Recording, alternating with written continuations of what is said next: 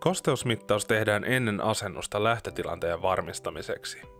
Sitä suurempi arvo, sen enemmän kosteutta.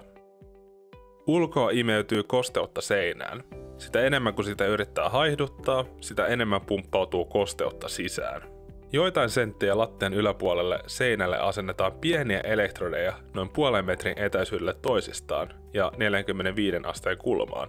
Ne luovat positiivisen latauksen ympärilleen. Myös ohjausyksikkö asennetaan. Se hallinnoi sähkölatauksen määrää vesipaineesta riippuen.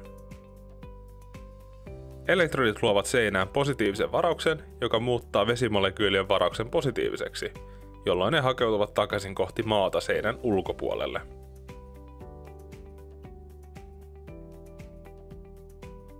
Elektrodit auttavat myös lattialaatan alta nousevaan kosteuteen, jossa on suurin paine, ja sinne ei pääse käsiksi kaivamalla.